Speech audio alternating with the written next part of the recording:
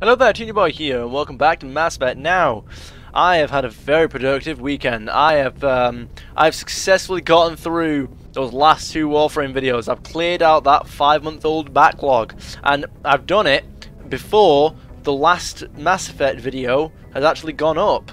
I think I've actually done, hang on, let me check. I think I did it before the second to last Mass Effect video went up as well, but I'm not actually sure. Yes, I have. Yes. So before the last two Mass Effect videos have gone up, I'm now at the stage where I can be recording this one. I like that. So, I'm just going to go and speak to everyone real quick, and I will get back to you if there's nothing else to say. Alright, nice. Let's, oh, wait, okay. We've got a codex log? We got codex log from that? Wait, okay. Where's this? Humanity Systems Alliance. Systems Alliance N7. The Alliance Military Vocational Code System classifies the career path of all serving personnel. The MVC consists of one letter and one number. A soldier's MVC indicates proficiency, not rank. The letter notes career path. The number indicates level of experience, as indicated by service record, technical scores, and commendations. All 26 letters are used, and numbers run from 1 to 7. N is the letter code for Special Forces personnel. So, 7 would seem to be the best, I would imagine, and our suit says N7, so we are Special Forces. We are a level 7 Special Forces. We are pretty damn high. We're the highest tier of Special Forces, I believe. I got let me have a look. What stuff? Do we have anything going on right now? We can speak to him, but we're not going to do that. I'd imagine the last two. Yeah, no, everything else is done. Brilliant. I think we've just got campaign missions to do now, and then obviously we might unlock side missions while we're there. But yeah, it's getting big. It's getting big. We'll unlock side missions while we're proceeding through the campaign missions. But I believe we've pretty much done everything up to now. No, wait, hang on. I need to. I'm not finished speaking to people. Garrus, Commander, I wanted to thank you. Oh, thank me. Thank me for what? What for, Garrus? For everything. Taking me with you, letting me be part of your team. I've learned a lot. Good to hear it, Garrus. About what you've told me. About not sacrificing innocence to achieve the goal. About finding the best way through, not just the fastest. And I've been thinking about Dr. Saleon, too. I'd convinced myself that he deserved to die, but then I started thinking about why I wanted him dead. I realized it wasn't because of what he did to those people. That was part of it, but I think most of it was because he got away from me. He escaped under my watch, and I didn't like that. I let it become personal.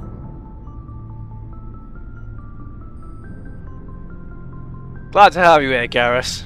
I'm glad you see it that way. Keep that in mind when we meet Saren. Don't worry, Commander. I will. We've got one hell of a dream team going on here, haven't we? Codex, let's speak about this. Sirens League of One. Turian's religion. Although Turians have a strict moral code, their belief in individual responsibility means that the concepts of good and evil are simply the individual's choice between egotism and altruism in any given decision.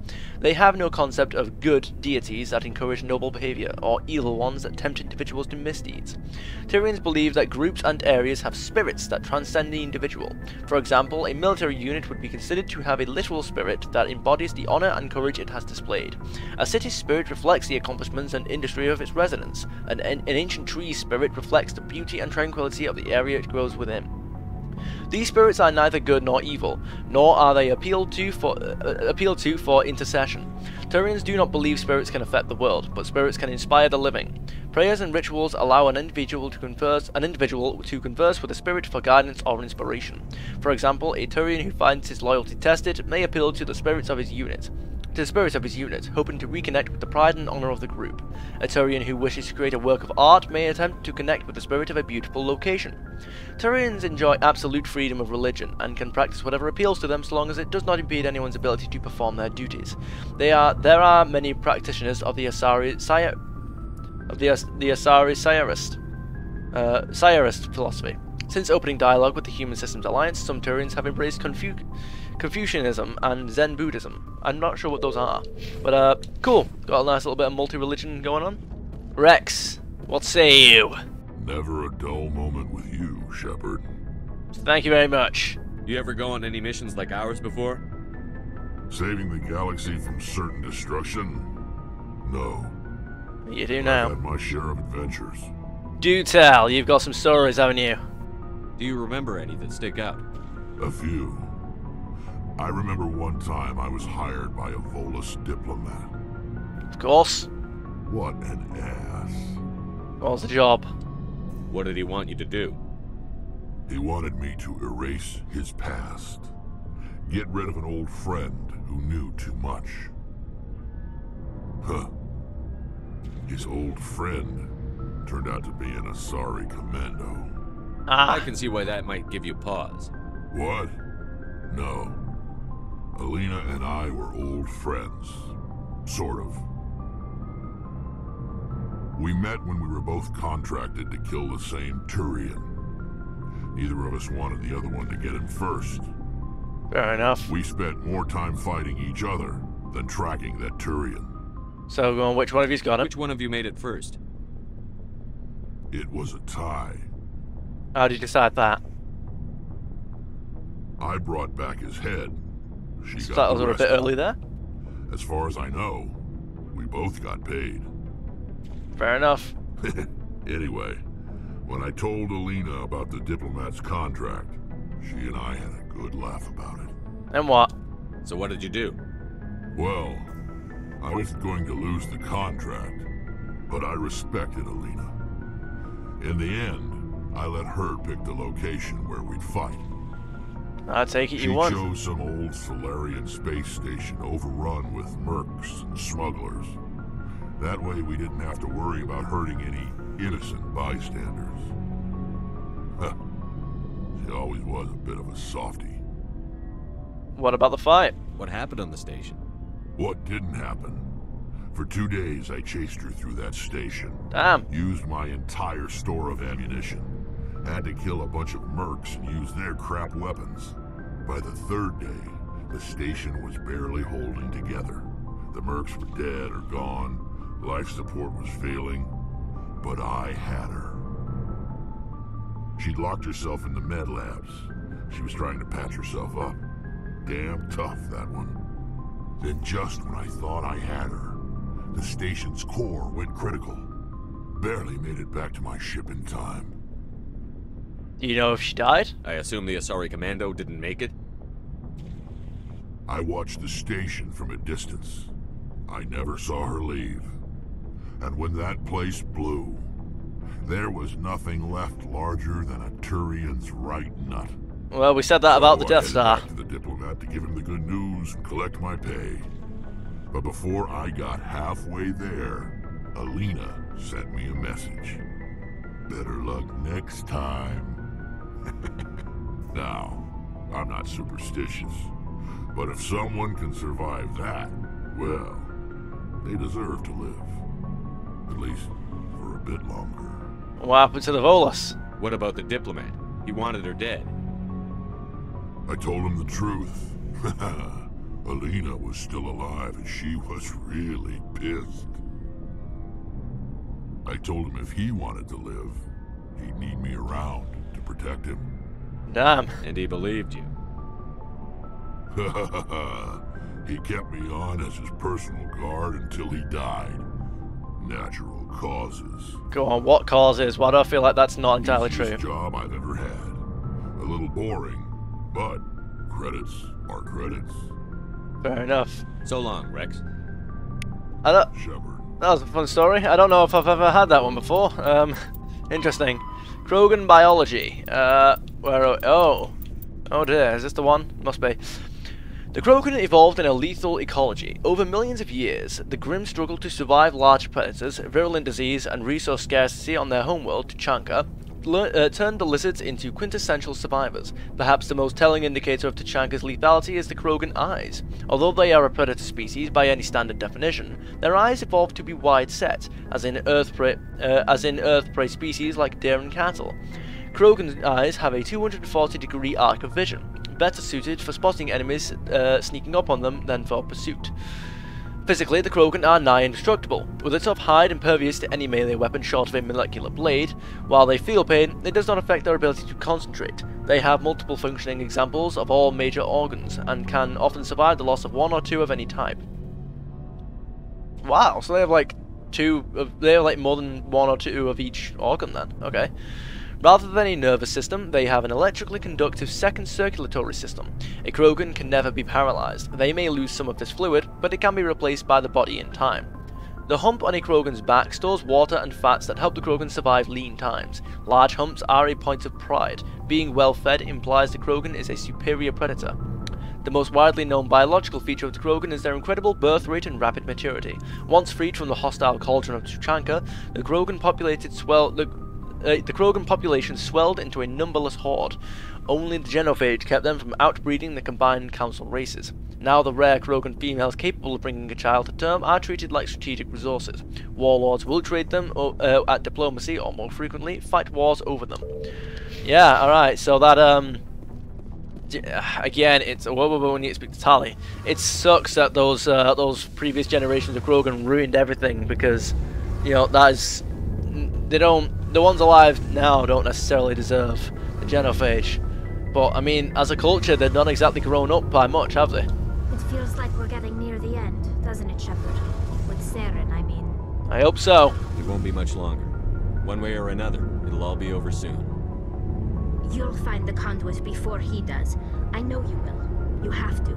At least before you can do anything with it. After this is all over, when my pilgrimage ends and I go back to my own people, I'll be proud to say I was a part of it. So will I, Tali, so will I. We couldn't have done this without you, Telly. You've been good to me. A lot of people treat Quarians like second-class citizens. They just want us to go back to our fleet and disappear. But you've treated me just like everyone else on your crew. Like an equal. That means a lot, and it says something about you. Oh, Whatever thanks. happens, I just want to say thank you for that. You're welcome. I'm gonna miss you when you go back to your own people, Telly. That won't happen for a while yet. I'll be right here anytime you need me. Good to You know. should go. See you later. See you later. Right, let's progress with the campaign a little bit. Let's add someone to our team. We have an Asari archeologist by the name of Liara Tsoni that we were told to to bring on board so long ago, like 10 episodes, something like that. I don't know. Let's visit the galaxy map as soon as that door opens, and let's see where she is. Liara's dig site over here in Artemis Tau. Very well then. Right, she's going to be in one of the... Oh god, which one is she going to be in? Hang on, let me get something more specific. Wait, have I not been here? The log didn't actually say anything more specific.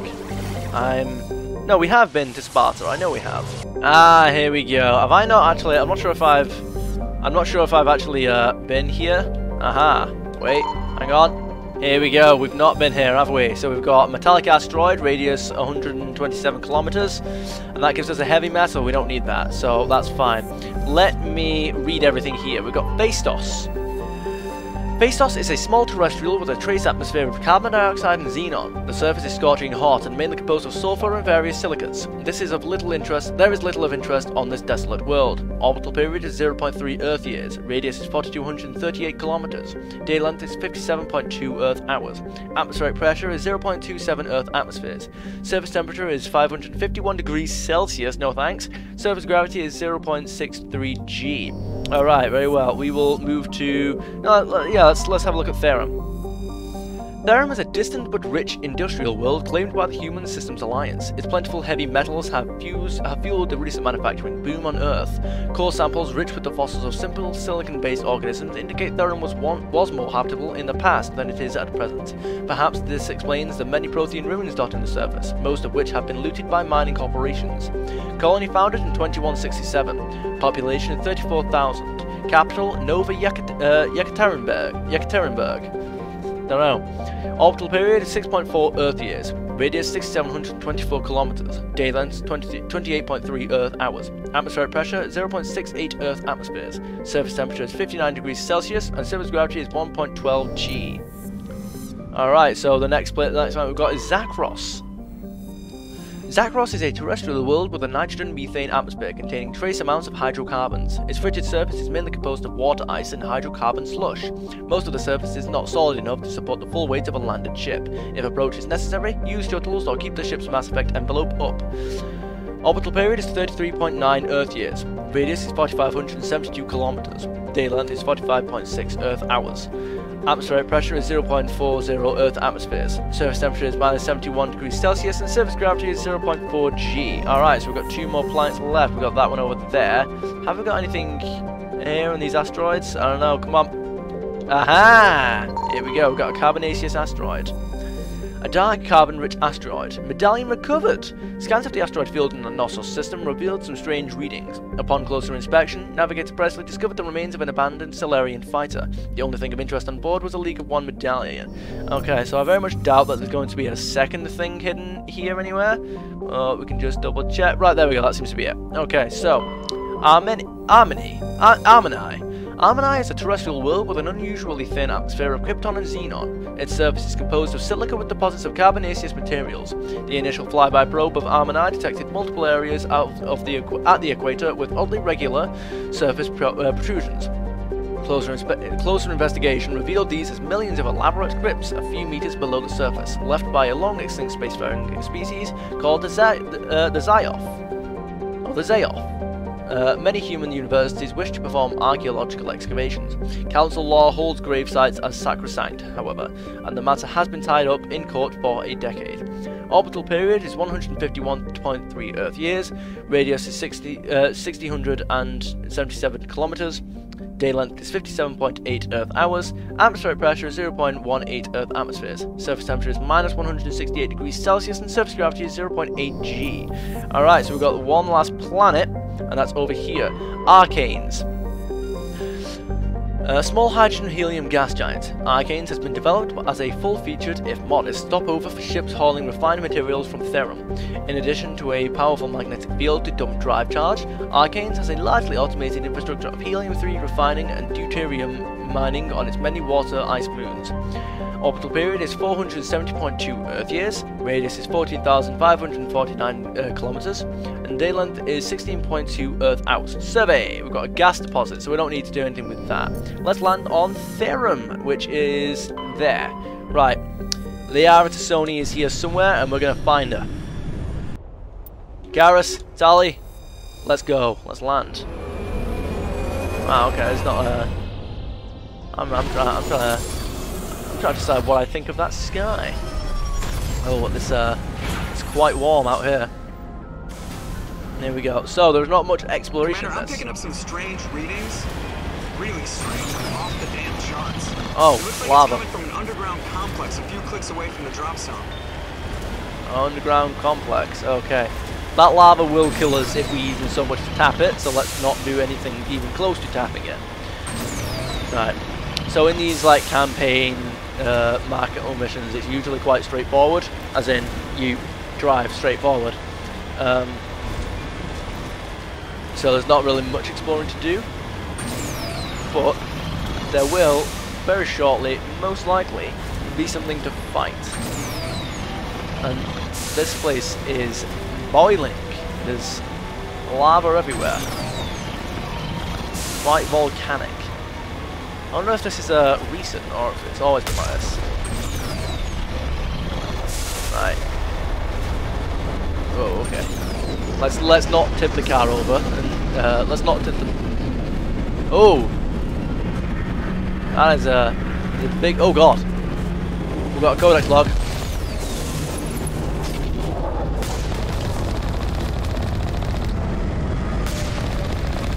There we go, got him.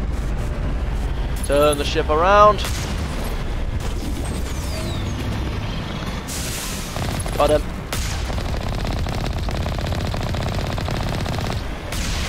Got him. Right, okay. Read something, quick. Where are you? Non-council races. Geth armatures. Armatures are quadruped, all-terrain heavy weapon platforms, akin to the armoured fighting vehicles of other races. Geth being synthetic intelligences, armatures are not crude vehicles, but intelligent entities capable of independent decision-making and learning. Armatures are equipped with heavy kinetic barriers. Their main cannon, mounted on the articulated head turret, appears to be a highly efficient conventional mass accelerator. It is capable of firing in anti-personnel and anti-tank modes. Some armatures carry drones into battle, presumably for reconnaissance purposes. Others host a swarm of insect-sized repair microbots. Interesting. So I could have sworn I fought these things before. I guess it just didn't give me the, let's make sure we get those. I swear, I guess it just didn't give me the, Codex log until now. Alright, but we've got Geth all over the place. Let's do something about it. Where are they? Come on. Oh, saving. There we go.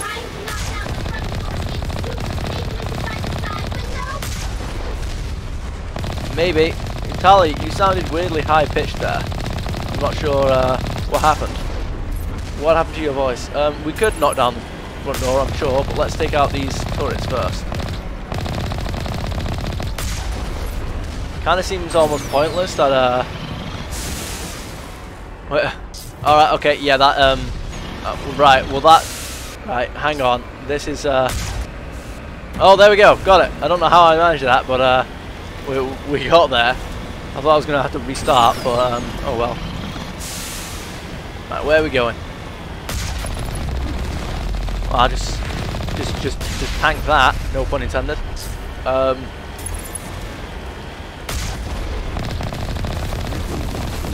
Juggernaut, get Juggernaut, get wrecked. It's been a long time since I've said get wrecked, remind me not to say that again. There we go. Anyone left? Not anymore, apparently. Got him! There we go. He ain't getting away with that. Right, come on, let me turn this thing around. Come on, he's here, isn't he? Come on.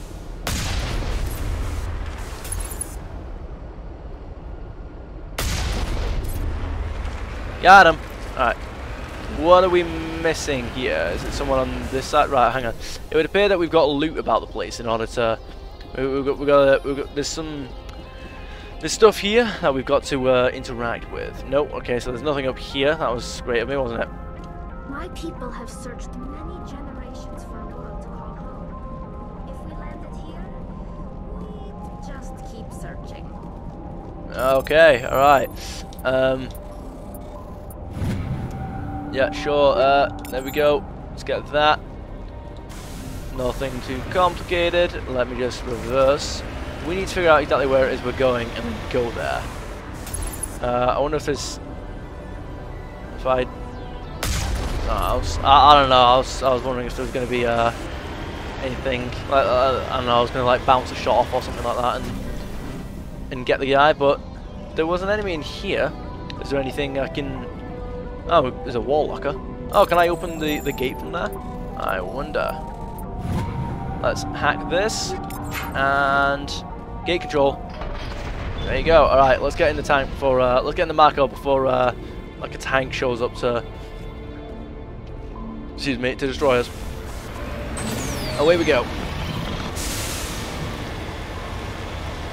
Alright, more lava. That's friendly. I wonder if we can knock someone into it. I do actually kind of want to see if I can't do that. You are in the worst position for me to try this. No! Oh dear, my fault.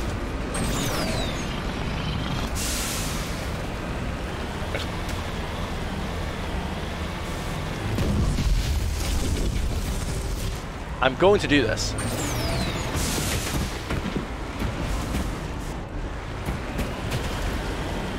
No, I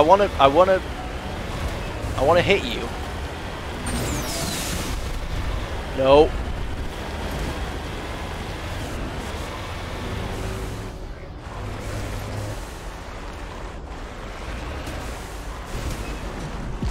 No, go. Go, move. No. No. Fine, didn't work. Alright, whatever. Go away. Can I do it to this guy instead? If I get like the right angle. Damn it, hit me. Yes! No! What do you mean? It doesn't damage him. What do you mean? How is it that a tank shot can kill you when you're immune to lava? I was kind of hoping to get a... I've never tried that before. I thought maybe I'd get like an achievement or something.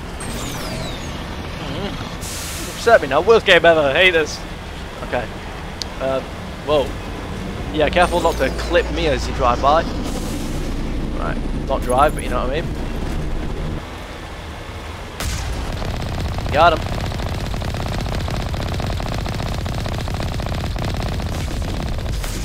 There we go. Easy stuff.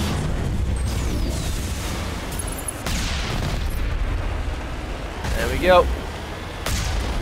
Well, I missed that.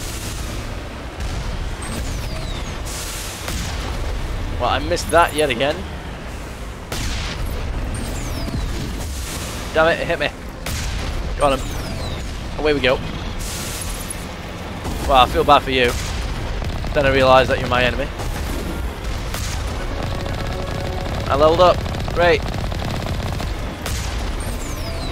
Oh god, it's Colossus. That's a tough one. It's not that tough.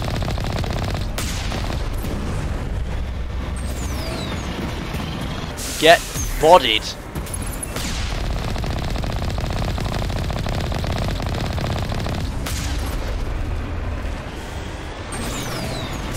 Sweep the leg, Johnny. There we go. Come on. Come on. Come on. There we go. Got him. Do it. Oh, he just fell over. I was kind of expecting a big explosion. Oh well. Right, let me level up. Let me level up. What are we leveling up now? We are leveling up. Not intimidate. We're going to level up assault training, of course. There we go. What was that I actually just leveled up? Adrenaline burst. I've got another. Oh, nice. I can reset. I can reset the time on that. Cool. Let's assault training. There we go. He's got adrenaline burst as well. Tally, what are you leveling up? Hacking. Of course you are. Alright, good stuff. Let's proceed. I'm getting Halo 2 vibes from this. Saving content. Please do not turn off this console. Why would I ever do that? What's on the other side of here? Absolutely nothing. I was kind of expecting some enemies to fight, you know? I was kind of... Okay, I didn't... I was kind of expecting some enemies to fight, you know? I was a bit disappointed there. This is... I remember dying here before. I'm pretty sure. That area there, that kills you if you touch it. I remember this. I remember this from the first time I played. That kills you. Don't go near it.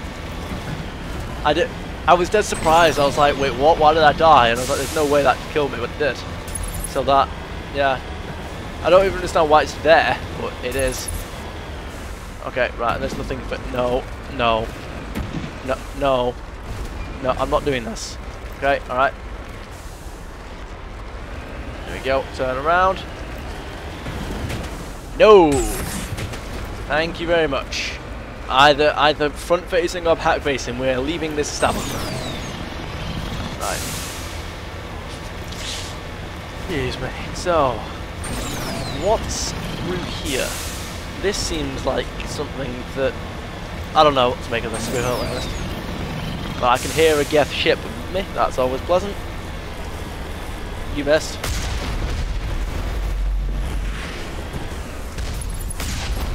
Bye.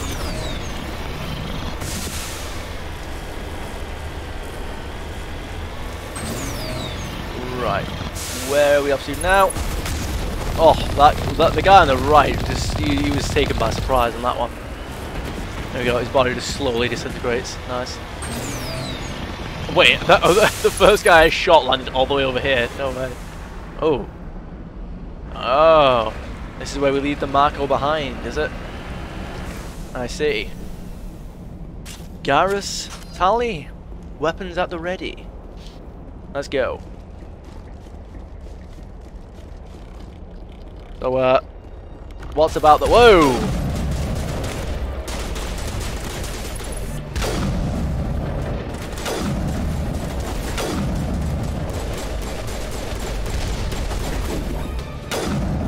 Got him. I like the sniper rifle. Obviously the got him.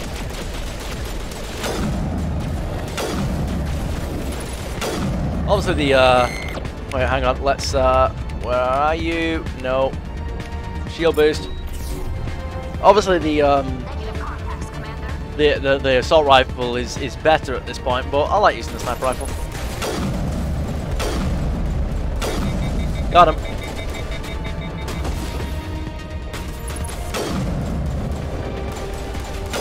Nope.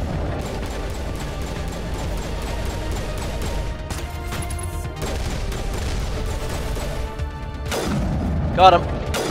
Got him. Anyone else? Got him. Moving up. Wait, who's that?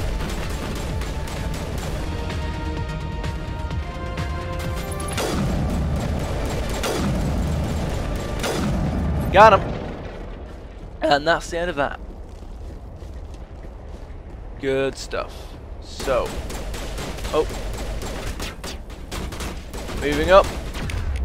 Shotgun time.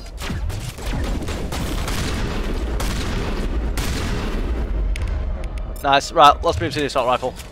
So that takes care of everything there. I assume that that doesn't even do damage. That would imagine just kills us straight away, as it does with the Mac. I mean, if it does with the Mac, I would imagine it does to Shepard. He might be tough, but he ain't that tough. He might be an N7, but he ain't that good. Right. I remember this bit. I remember this bit because I had to replay the game. What's that thing underneath that bridge?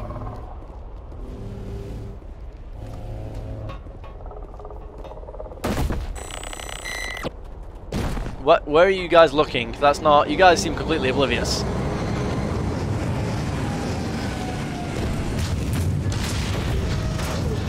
Ah, that's a tank. Right, let's do something about that. But in just a, oh god. Right, hang on. Overkill. Get down.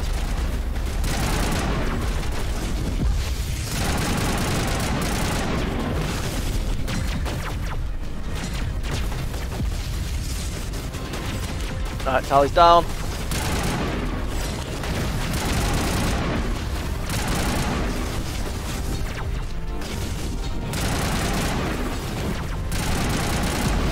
Ow, damn it, I don't know what hit me, but something did. Okay, right, stay in cover, everyone. Overkill time. Nope, that was a shield boost. Overkill time. Right. Ow.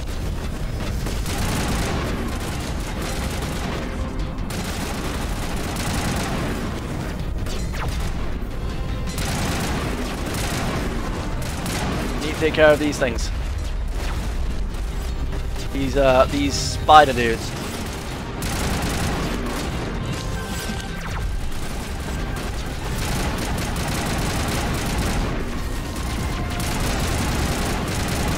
Got him.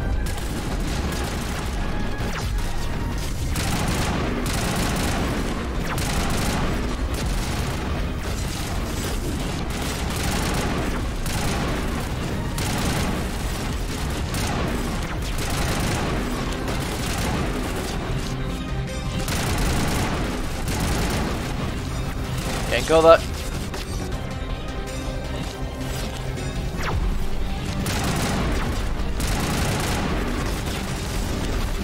Right, someone's down.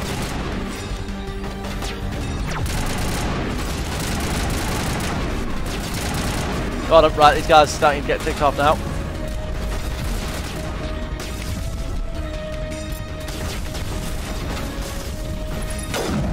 Got him.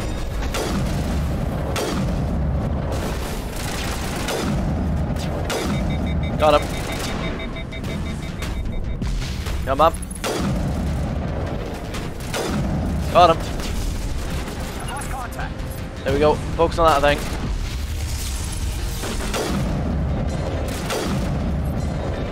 Who else are we firing at?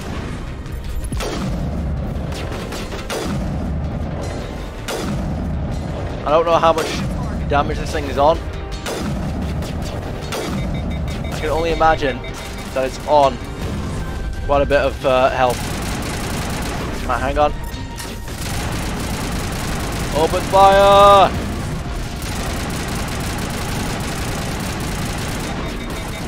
There we go. You guys got this. Got him. That's it, they're down. There's another enemy back here though. Sniper rifle.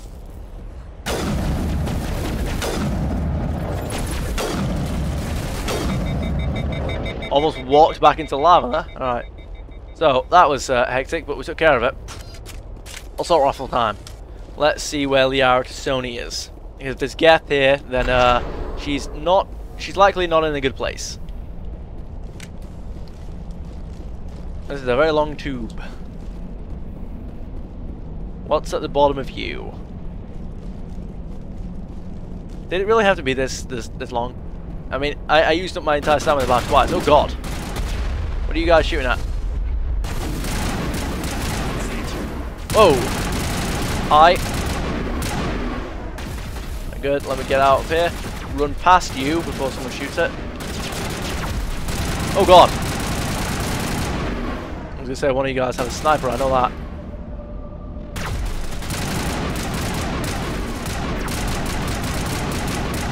Right, got him. Good. Anyone else? Likely down there. Sniper's out. It looks like this cavern formed around the ruin after it was built. Do you reckon? Alright, okay. We gotta get through here somehow. Can't get anything from there. No, we've got a codex log. I forgot where this came from. Geth Hoppers. The Geth models, collectively dubbed Hoppers by Alliance forces, are electronic warfare platforms. They can project electromagnetic radiation across a broad spectrum as an offensive weapon. They can also perform cyber warfare attacks against the onboard computers of body armor, hardsuits and weapons, adversely affecting their performance. The structure of hoppers consists of an advanced and highly elastical artificial muscle material. This allows a hopper to compress its entire body for powerful leaps. Hoppers also have thousands of molecular scale barbs on the surface of their hands and feet, which are used to cling to walls and ceilings. Hoppers are very difficult targets, leaping from one surface to another in rapid succession. The Quarians have no record of any Geth models similar to Hoppers. This new morphotype must have been developed over the last 300 years by the Geth themselves. This is troubling proof that the Geth are continuing to move towards technological singularity. Experts in synthetic life are intrigued that Hoppers appear to be even more organic than the baseline Geth. The identified subtypes of Hopper have been codenamed Sapper, Stalker, and Ghost. Alright, okay, so we've got some stuff here that we can equip, but we're not going to mess around with that just yet. Let's use this lift and get down to where Liara is. Activate, come on. This is quite a way down. Here we go. Took a while there. Right, we've got some Medigel, and we've got some more oh god.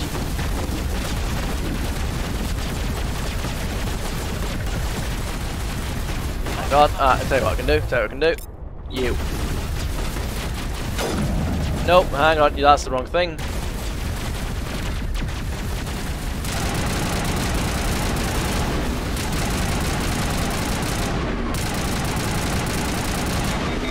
Got him.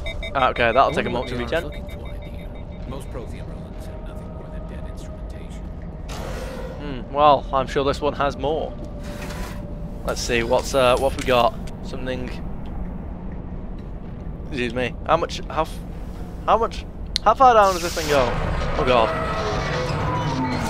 That's never good, is it? Of course. Right, so we can't come back out this way, that's for sure. Hello? Could somebody help me? Please? Yeah, we'll help. What's up? You are Liara, I assume? Can you hear me out there?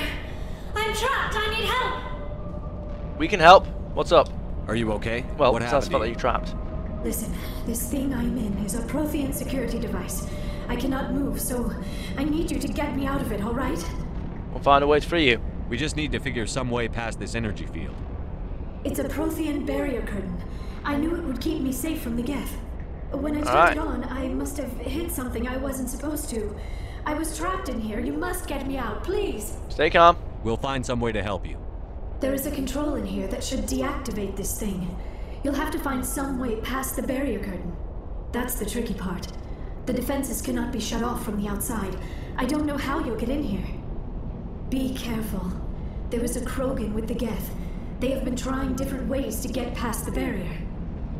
Very well, let's find them then, shall we? And ask them very nicely. There's a Krogan with the Geth. Okay, so, sniping time. Got him.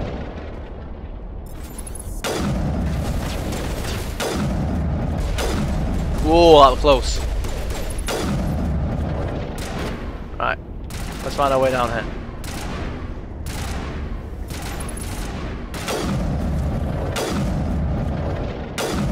Got him. Right, is that everyone? We got enter mining laser controls.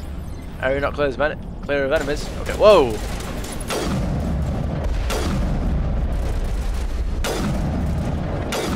Got him. Anyone else? Are you clear of enemies now? Oh, okay.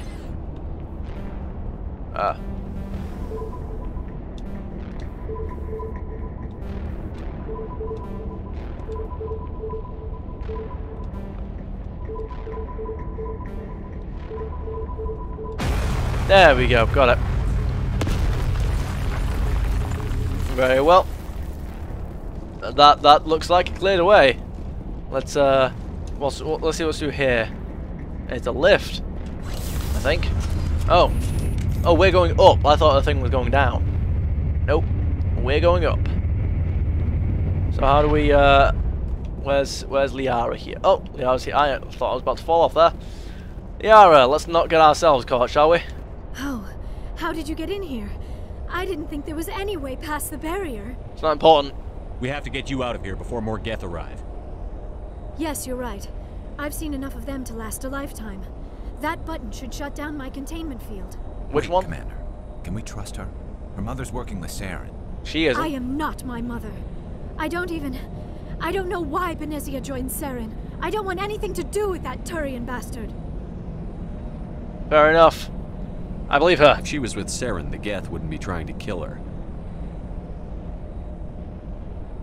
There's also that. It's this button, right? Oh no, those are the turrets. No, okay. You alright? Any idea how we get out of this place? There is an elevator back in the center of the tower. Oh yeah, At that least one. I think it's an elevator. It should take us out of here. Come on. It is. It got us in here. I still cannot believe all this. Why would the Geth come after me? Do you think Benezia's involved? Most likely. Saren's looking for the conduit. You're a Prothean expert. He probably wants you to help him find it. All The to stop you conduit, helping but us. I don't know. That doesn't sound good. What the hell was that? Good question, These Garrus. ruins are not stable. That mining laser must have triggered a seismic event. Yeah, about We have that. to hurry. The whole place is caving in. Alright, how do we get out? What's the plan? Joker, get the Normandy airborne and lock in on my signal. On the double, mister. Aye, aye, Commander. Secure and away. ETA 8 minutes.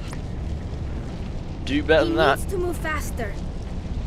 I mean, did you just call him Mister? Like, come on. That ain't Giga Chad behavior now, is it?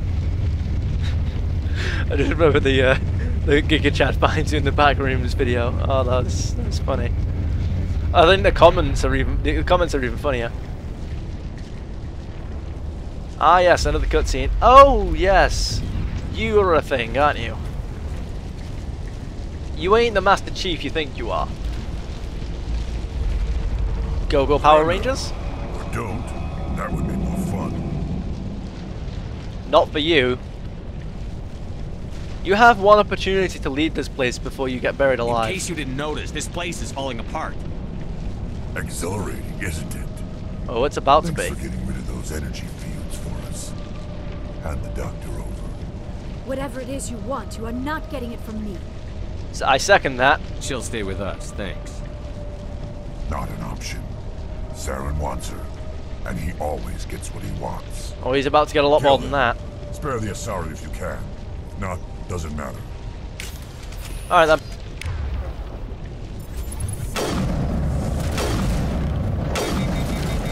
Oh, I killed every one of them except the one that I needed to. It was the sniper that I should have been looking out for.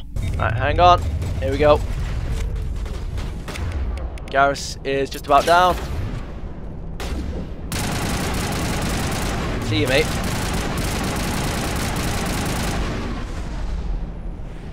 Where's this guy? There you are. Wait, what? Wait, what killed me that? Wait, that guy's still alive?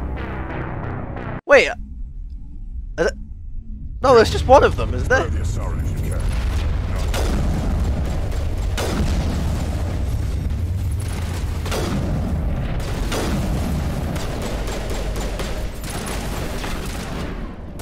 Hang on, shield boost.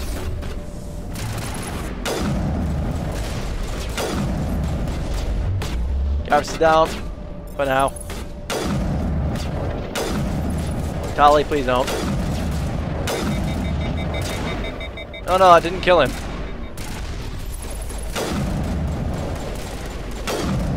Got him. Right, now we got this guy over here. How about you don't?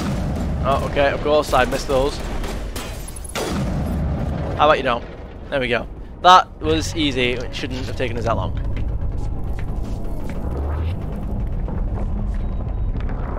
Yep, it's about time for us to leave. This place is falling apart, as you said. Liara, I hope you're good at running.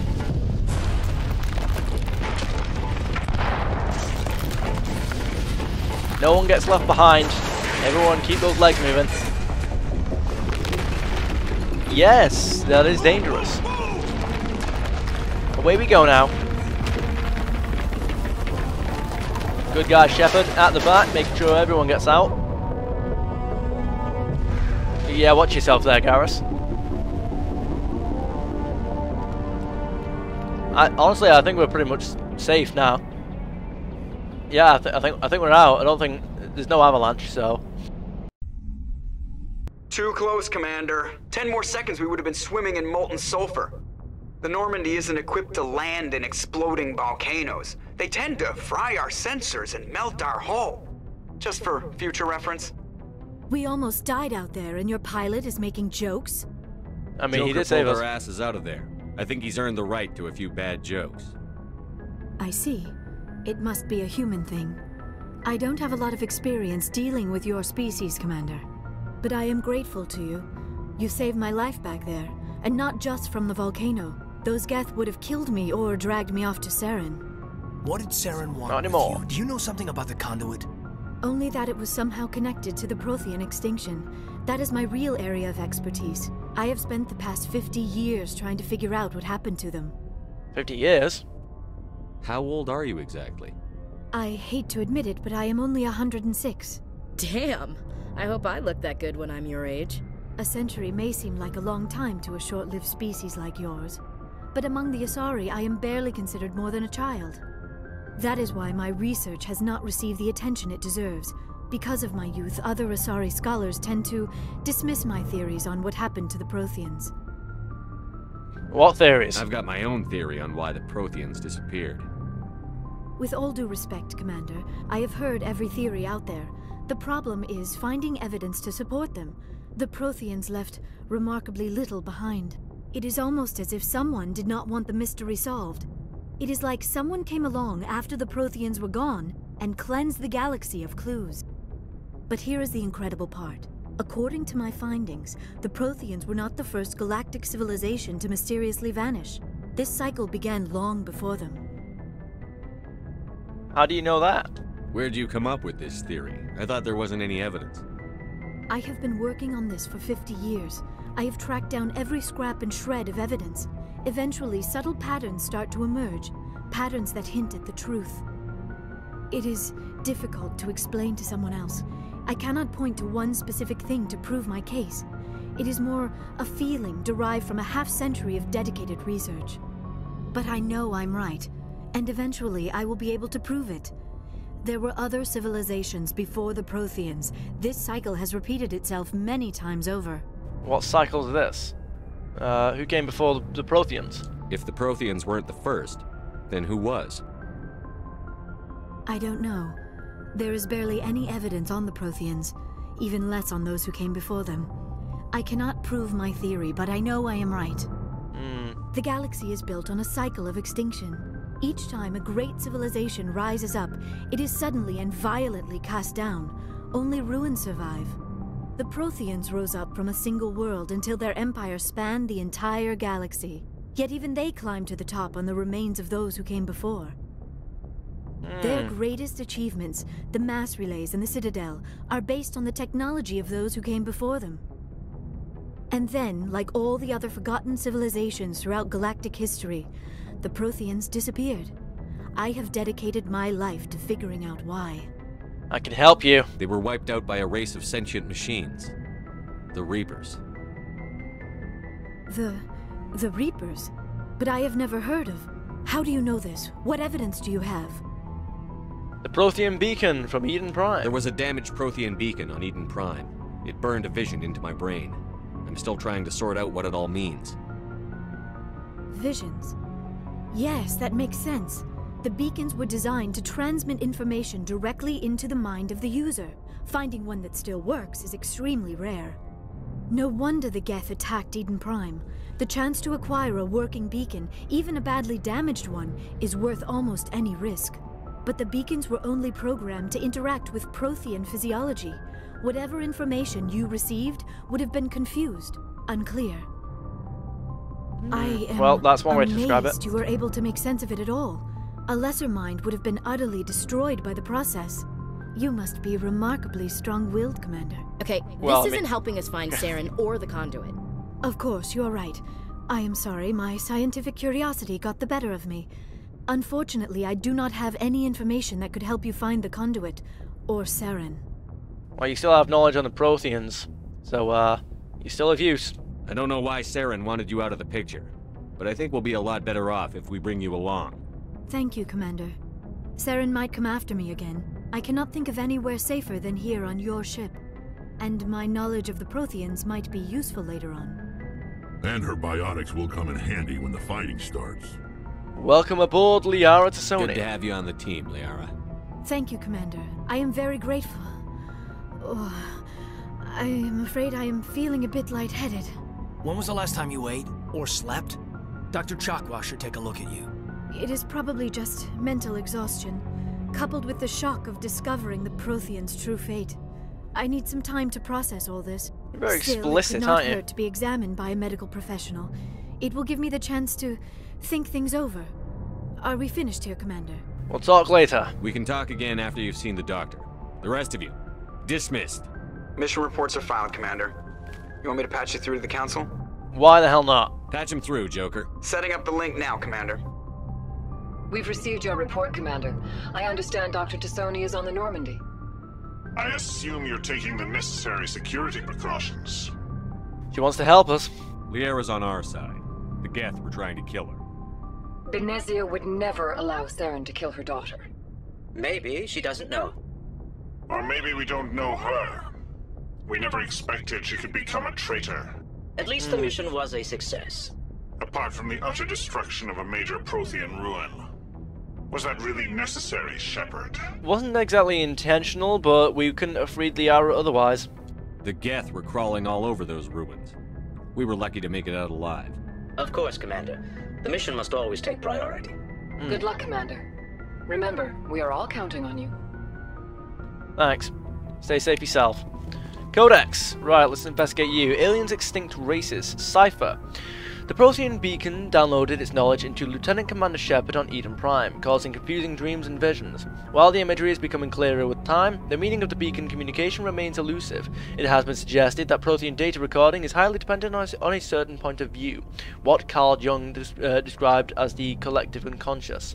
The cipher needed to comprehend the images implanted in Shepard's mind is the cultural knowledge of a Prothean, the archetypes, biological instincts, and common experiences universal to the race. Since the Protheans have been dead for millennia, it may be impossible to acquire this cipher. Well, then that's very good for us then, isn't it? Or, you know, sarcastically speaking. Point defense systems. Have I not? Is this new? Maybe. Okay. Alright, let's see. Point defense systems. Where are you? Weapons Guardian. A ship's general AR or area Defense Integration Spacecraft Network, or Guardian, consists of anti-missile/anti-fighter laser turrets on the exterior hull. Because these are under computer control, the gunnery control officer needs to do little beyond turn the system on and designate targets as hostile. Since lasers move at light speed, they cannot be dodged by anything moving at non-relativistic speeds. Unless the beam is aimed poorly, it will always hit its target. In the early stages of a battle, the Guardian fire is 100% accurate. It is not 100% lethal, but it doesn't have to be. Damaged fighters must break off for repairs. Lasers are limited by diffraction. The beam spreads out, quote-unquote, decreasing the energy density watts per M2, or meter squared. The weapon cannot be placed. The weapon can place on it. Lasers are limited by diffraction. The beam spreads out, decreasing the energy density the weapon can place on a target. Any high-powered laser is a short-range weapon. Guardian networks have another limitation: heat. Weapons-grade lasers require cooldown time, during which heat is transferred to sinks or radiators. As lasers fire, heat builds within them. As lasers fire, heat builds within them, reducing damage, range, and accuracy. Fighters attack in swarms. The first few will be hit by Guardian, but as battle continues, the effects of laser overheat allow the attackers to press ever closer to the ship. Constant use will burn out a laser. Guardian lasers typically operate in infrared frequencies. Shorter frequencies would offer superior stopping power and range. Degradation of focal arrays and mirrors would make them expensive to maintain, and most prefer mechanical reliability over bleeding-edge performance where lives are concerned. Solarians, however, use near-ultraviolet frequency lasers with 6 times the range, believing that having additional time to shoot down incoming missiles is more important. Lasers are not blocked by the kinetic barriers of capital ships. However, the range of lasers limits their use to rare knife fight range ship-to-ship combat. Alright, okay, so it's a real big shame that combat in this game, that like either in this one, Mass Effect 2 or Mass Effect 3, doesn't actually take the form of how it's described in the Codex logs, so most of it's pretty useless information. Heat load monitor. So, yeah, I mean, they're pretty much just like Star Wars fights. Now you've got a bunch of ships that just shoot cannons at each other until the other dies. It's like, all right, sick. Space combat, combat endurance. Heat limits the length and intensity of ship-to-ship combat. Starships generate enormous heat when they fire high-energy weapons, perform maneuvering burns, and run onboard combat electronics. In combat, warships produce heat more quickly than they can disperse it. As heat builds within a vessel, the crewed spaces become increasingly uncomfortable. Before the heat reaches lethal levels, a ship must win or retreat by entering FTL. After an FTL run, the ship halts, shuts down non-essential systems, and activates the heat radiation gear. Combat endurance varies by ship design and by the battle's location. Battles in the deep cold of interstellar space can go on for some time. Engagements close to a star are brief. Since habitable worlds are usually close to a star, battles over them are frantic. Alright, so that appears to... we've got another heat load monitor. Brilliant. No, that's the wrong one. Let's we've got ships and vehicles. We've got heat management. Dispersal of heat generated by onboard systems is the critical issue for a ship. If it cannot deal with heat, the crew may be cooked within the hull. Radiation is the only way to shed heat in a vacuum. Civilian vessels utilize large, fragile radiator panels that are impossible to armor. Excuse me. Warships use diffuse radiator arrays, DRA, ceramic strips along the exterior of the armored hull. These make the ship appear striped to thermographic sensors. Since the arrangement of the strips depends on the internal configuration of the ship, the patterns for each vessel are unique and striking. On older ships, the DRA strips could become red or white hot, dubbed tiger stripes or war paints by humans. The glowing DRA had a psychological impact on pirates and irregular forces. Strip radiators are not as efficient as panels, but if damaged by enemy fire, the ship only loses a small portion of its total radiation capacity. In most cases, a vessel's DRA alone allows it to cruise with no difficulties. Operations deep within a solar system can cause problems. A ship engaged in combat can produce titanic amounts of heat from maneuvering burns and weapons fire.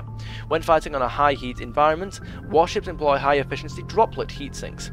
In a droplet system, tanks of liquid sodium or lithium absorb heat within the ship.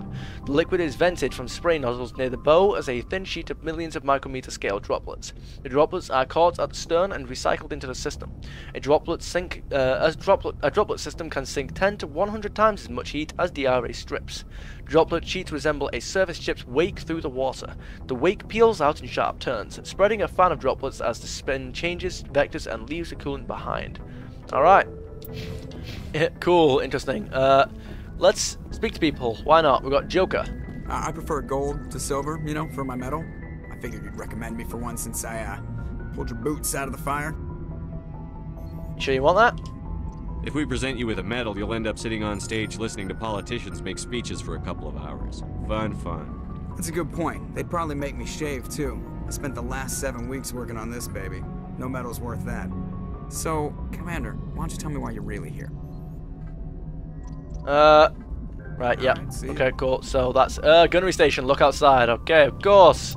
Let's have another look at this. So we've got ships and vehicles, gunnery station, space combat. Mobility dominates space combat. The primary objective is to align the mass accelerator along the bow with the opposing vessel's broadside. Battles typically play out as artillery duels, fought at ranges measured in thousands of kilometers, though assaults through defended mass relays often occur at knife fight ranges, as close as a few dozen kilometers. Most ship-to-ship engagements are skirmishes between patrol vessels of cruiser weight and below, with dreadnoughts and carriers only deployed in full-scale fleet actions. Battles in open space are short and often inconclusive, as the weaker opponent typically disengages. Once a ship enters FTL flight, the combat is effectively over. There are no sensors capable of tracking them or weapons capable of damaging them. The only way to guarantee an enemy will stand and fight is to attack a location they have a vested interest in, such as a settled world or a strategically important mass relay.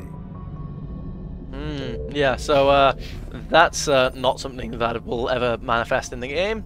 Let's wait. What was that? Oh, that's just okay. Door control. Right? Do we get a codex dog from door control? No. Let's speak to some. We'll definitely have. Okay, you didn't want to open them for a second. We'll definitely have things to talk to people about after that because we've completed our first campaign mission. Let's speak to Caden. What say you?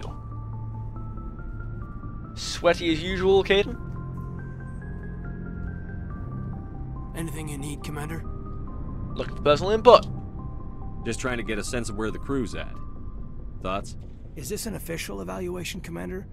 Or off the record? Speak your mind. Alenko, when it's just you and me, you can consider it off the record. That's a generous attitude. Okay. I think there's something wrong with all this. This Saren is looking for records on some kind of galactic extinction, but we can't get backup from the Council? Sorry, Commander. There's writing on the wall here, but someone isn't reading it. The Council doesn't want to believe anything's wrong. I'd call it human nature, but... They're not human. I hear you. It just seems like a group that's been around as long as the Council should see this coming. Maybe. Sorry if I got too informal. Protocol wasn't a big focus back in Bot. That's alright. Tell me about it.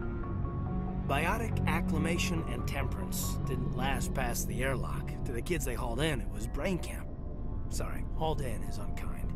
We were encouraged to commit to an evaluation of our abilities so an understanding of biotics could be compiled. There we go. The worst results of accidental exposure to element 0 in the womb beats the brain tumors some kids grew up with. You don't think it was accidental? Is there some question about how you were exposed? My mother was downwind of a transport crash. It was before there were human biotics, a little after the discovery of the Martian ruins. It only gets iffy around 63 when Kinetics was running out of first-gen subjects. Until then, they'd relied on accidentals. A bunch of guys in suits show up at your door after school, and next thing you know, you're out on Jump Zero. What's Jump Zero? Jump Zero is Gagarin Station, right? What's it like? Yeah, that's the official name. Gagarin Station. Biggest and farthest facility we had for decades. Right on the termination shock, the outer edge of the solar system. Oh, yeah. It's where they did all the Goose Chase FTL research before we caught on to using mass effect fields. It was a sterile research platform when I was there. Alright. Do you have any friends there? There were other kids in the same boat, right? At least you weren't alone out there. That's true. We did have a little circle that'd get together every night before lights out. We didn't have much to do, though. It was a research platform then, and Kinetics kept Jump Zero off the extranet to prevent leaks. Alright, time to get physical. Okay, then. You got something you'd like to say? Then you must have had plenty of time to get to know each other. Yeah, we'd sit around and bowl every night after dinner, play cards or network games. There was this girl named Rana who had a little circle grow up around her. She was from Turkey. Her family was very rich, but she was smart and charming as hell. Beautiful, but not stuck up about it. I think you'd have liked her. Did you? Sounds like she was special to you. She was.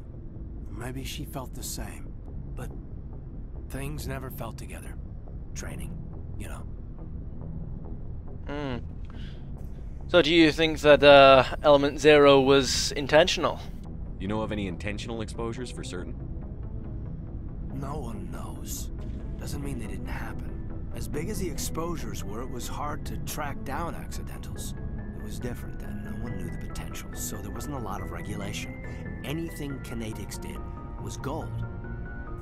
I'm not saying they intentionally detonated drives over our outposts, but in retrospect, they were damn quick on the scene.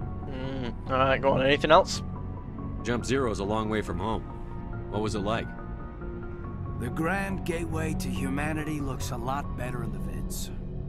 But that's my own baggage, Commander. No bearing on this. Say whatever you want, kid. Alenko, there's no regulation that says you can't be friends with your commander. I appreciate that, Commander. I just don't want you to think that I'm a whiner. Would it matter if I did? I've got my past squared away. There we go. Alright, we'll speak to him about the thing in a second, but Codex, planets and locations. We've got Gagarin Station.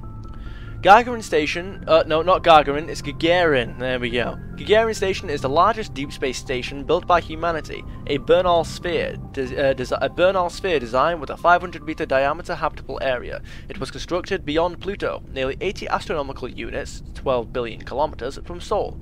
Moving crew and material to this location bankrupted most of the backers. Gagarin was placed at the inner edge of the heliopause, the point at which the solar wind can no longer push back the interstellar medium. It was built to test a number of faster-than-light drive principles that theoretically could only occur in interstellar space. The station was nicknamed Jump Zero, as it was intended to be the jumping-off point for humanity's expansion into the galaxy. Shortly after the station was completed, the Prothean ruins were discovered on Mars, rendering the entire effort moot. After struggling to make a profit for a decade, Gagarin was sold to the Systems Alliance in 2159 for a fraction of its construction costs. The Alliance refurbished it as a research and training center for the recently discovered biotic phenomenon. In 2169, the biotic acclimation and training program was shut down and Gagarin became a general research facility.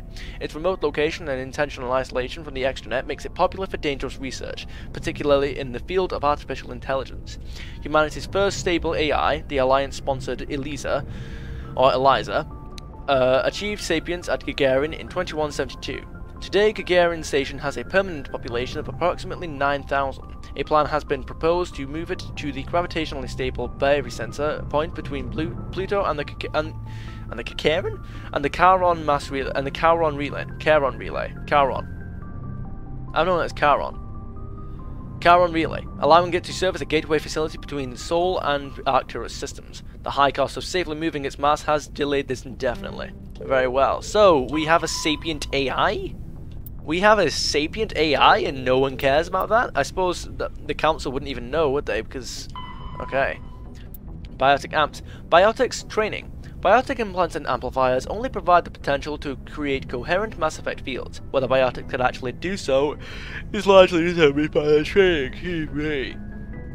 Biotics must develop conscious control over their nervous systems, sending specific electrical impulses to the Element Zero nodules embedded in their nerves. They are taught to use their implants and amps with biofeedback devices and physical mnemonics.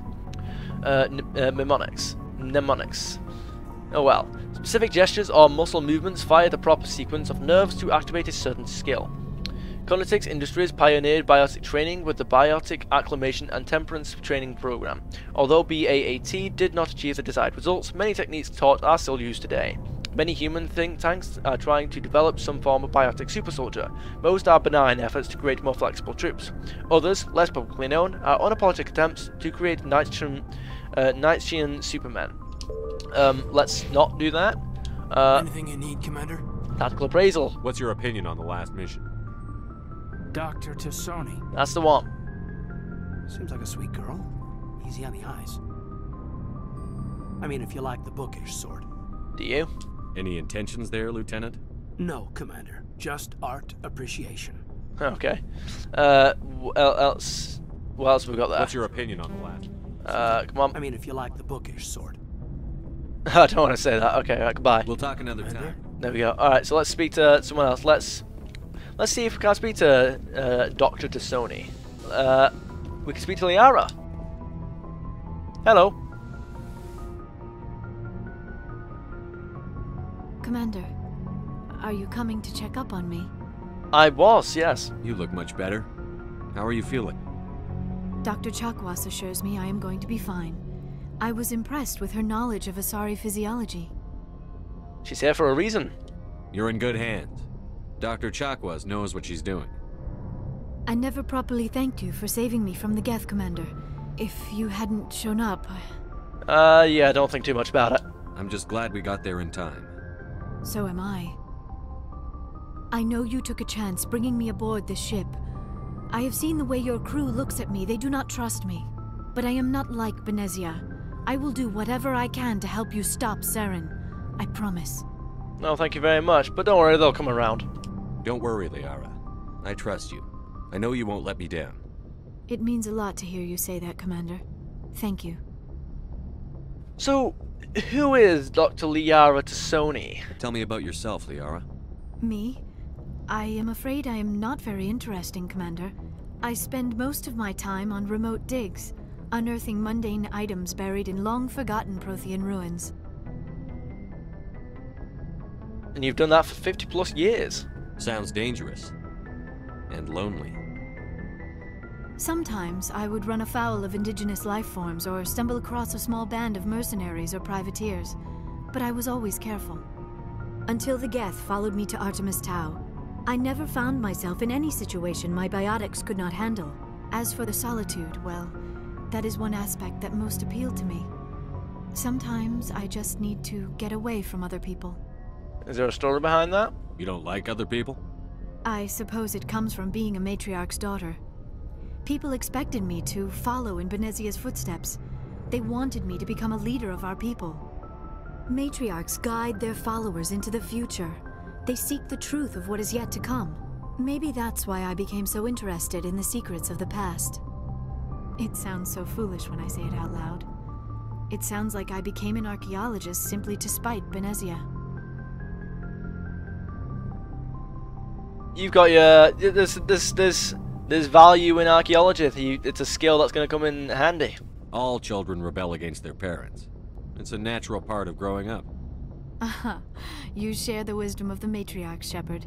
That is exactly what Benezia said when I told her of my decision. But there was more to it than that. I felt drawn to the past. The Protheans were these wondrous, mysterious figures. I wanted to know everything about them. That is why I find you so fascinating. You were marked by the beacon on Eden Prime. You were touched by working Prothean technology. Fascinating, you say? What is it you're trying to learn?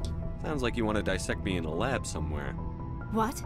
No, I did not mean to insinuate. Relax. I never meant to offend you, Shepard. Relax. I only meant that you would be an interesting specimen for an in-depth study.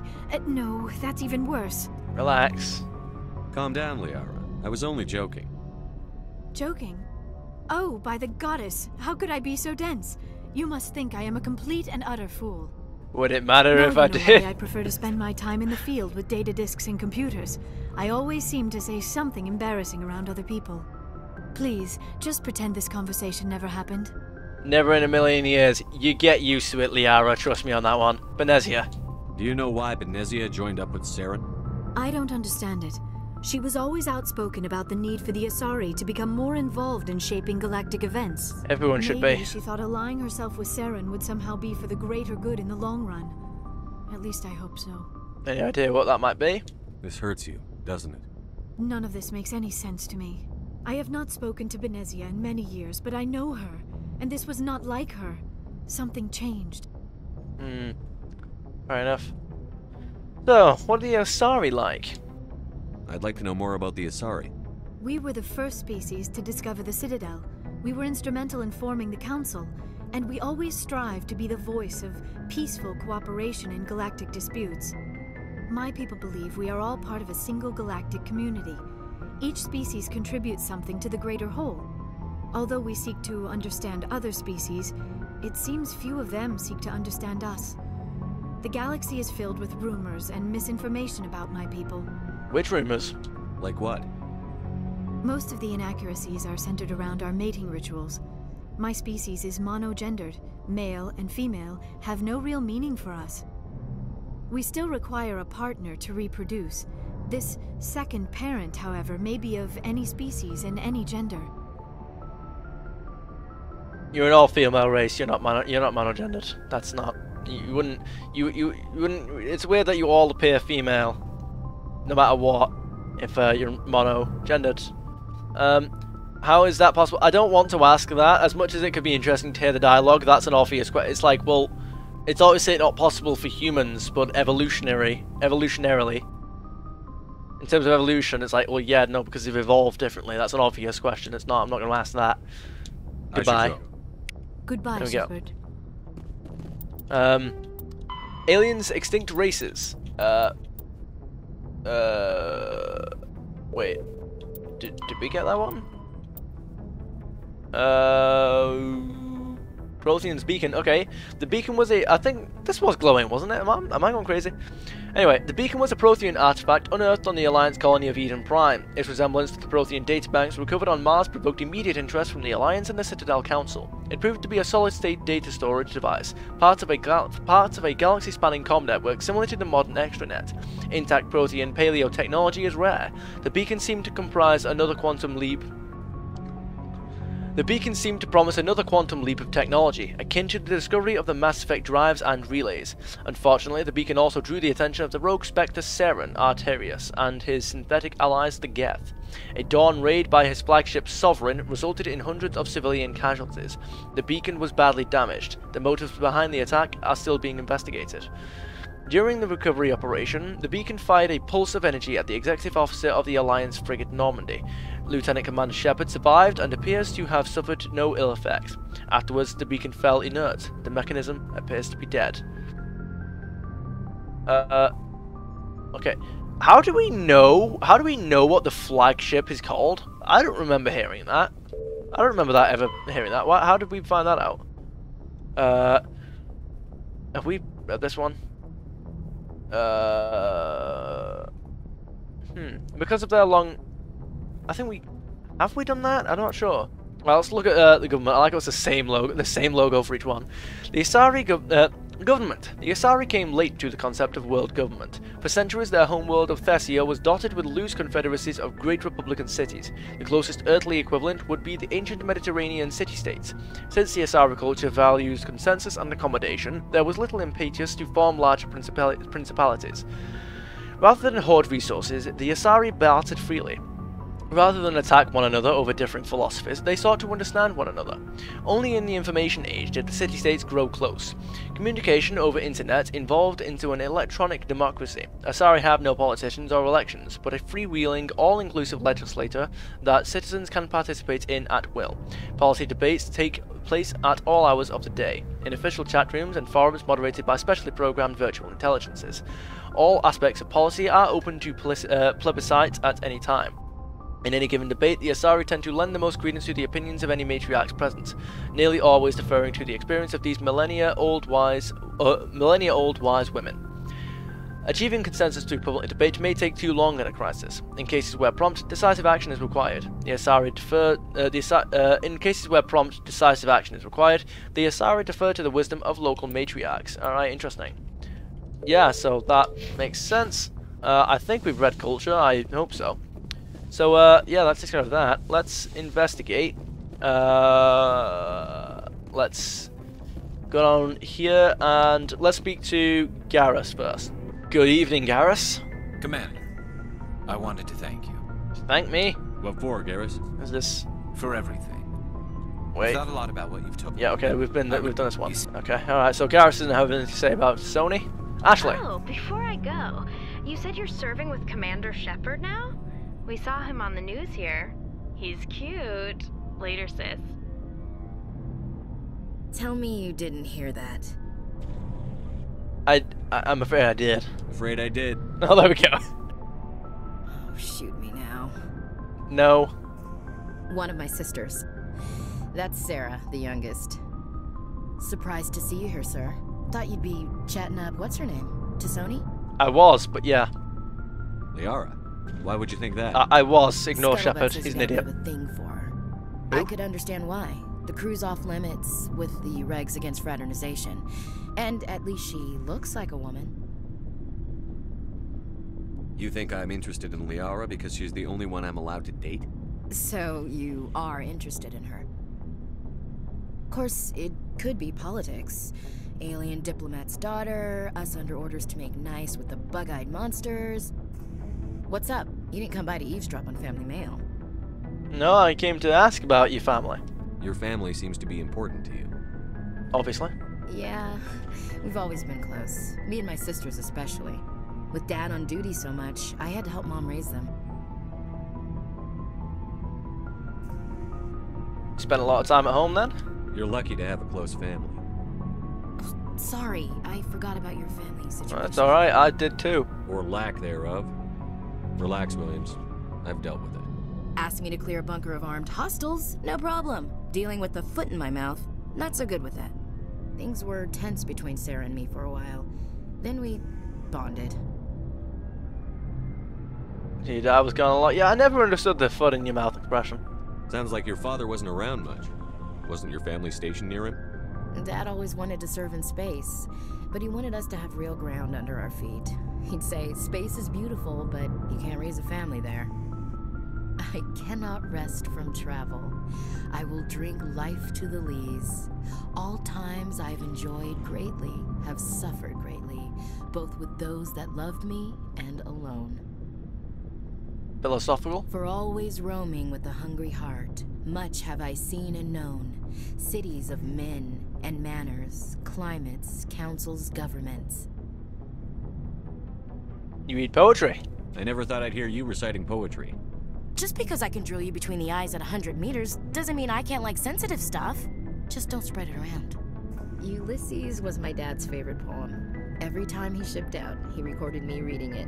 He had a dozen versions when he retired. Sounds like a good piece. Does he still like it? I sure hope so. I read it to his grave every time I go home. Oh, I didn't know he died. Dad passed on a few years back. He's probably still watching, though. So behave. You religious at all? You mean from wherever we go after death? Dead on, Skipper. He's with God now. That's not a problem with you, is it? That I believe in God? Of course not. Everyone has the right to believe what they want. Says so in the Alliance Charter. Only with fancier words. I'm glad you're open-minded about it. I've met a few people who are really weirded out by my faith. Because I work in space, I can't believe in a higher power? Jeez. Has anyone said that directly? Have people looked out the window? How can you look at this galaxy and not believe in something? Who says they don't? I should get back to my duties. Didn't mean to take up so much of your time. That's alright, how are we doing? What's your opinion on the last mission? Not sure I buy Dr. Tsoni's story about her and her mom not talking. They're family, right? Why wouldn't you believe that? It happens in families. I think she's being straight with us. Or at least, I don't think she lies very often. Yeah, she's probably really bad at it. Hey, want me to ask her about her sex life? Might be illuminating. Don't be cruel. I don't think she's used to teasing. Good-natured or otherwise. Aw, no fun, Skipper. Unfortunately Too not. bad those ruins got destroyed. I mean, they lasted thousands of years. That's impressive. It is. We'll talk later, Williams. I imagine we'll find more. Looking forward to it, Skipper. Codex, what have you got for us? Humanity and the Systems Alliance. Systems Alliance Military Doctrine. The Alliance military is of great concern to the galaxy. At first contact with the Turians, they were completely inexperienced. Turian disdain changed to respect after the relief of Shang-Chi, where the humans surprised them with novel technologies and tactics. The human devotion to understanding and adapting to modern space warfare stunned the Staid Council races. For hundreds of years, they had lived behind secure walls of long-proven technologies and tactics. The Council regards the Alliance as a sleeping giant. Less than 3% of humans volunteer to serve in their military. A lower proportion caution than any other species. While competent, Alliance soldiers are neither as professional as the Turians nor as skilled as the Asari. Their strengths lie in fire support, flexibility and speed. They make up for lack of numbers with sophisticated technical support, VIs, drones, artillery, electronic warfare, an emphasis on mobility and individual initiative. Their doctrine is not based on absorbing and dishing out heavy shocks like the Turians and Krogan. Rather, they bypass enemy strongpoints and launch deep into their rear, cutting supply lines and destroying headquarters and support units, leaving enemies to wither on the vine. On defense, the human military is a rapid reaction force that lives by Sun Tzu's maxim: he who tries to defend everything, defends nothing. Garrisons are intended for scouting rather than combat, avoiding engagements to observe and report on invaders using drones. The token garrisons of human colonies make it easy for alien powers to secure them, for which the Alliance media criticizes the military. However, the powerful fleet stationed at phase gate nexuses such as Arcturus are just a few hours or days from any colony within their sphere of responsibility. In the event of an attack, they respond with overwhelming force. Very well, so each species has got their own strengths and weaknesses in regards to military. We should use each and every one of them. Rex. Shepard. Investigate. Okay, so he's got nothing to say. Brilliant. So, let's speak to Tali.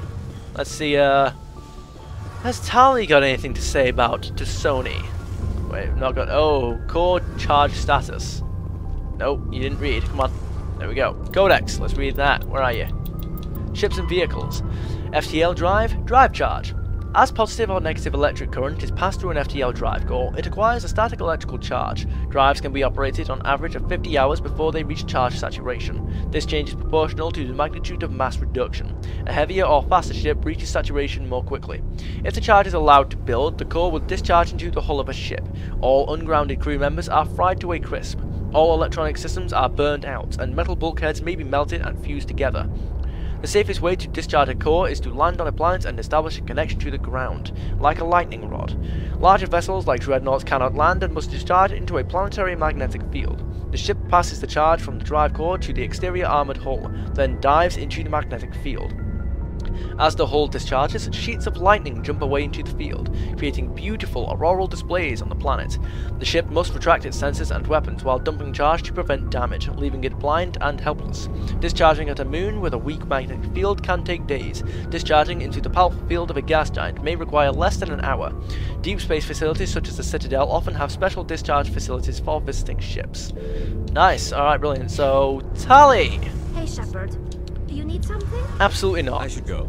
Nice seeing you. See you later. See you later. So I believe that's just about everything. That's about all the time I've got for today. I hope you guys had about as much fun as I did. If there are any games that you'd like me to play, feel free to suggest them down in the comments. And I'll see you guys in the next one. Bye, have a great time.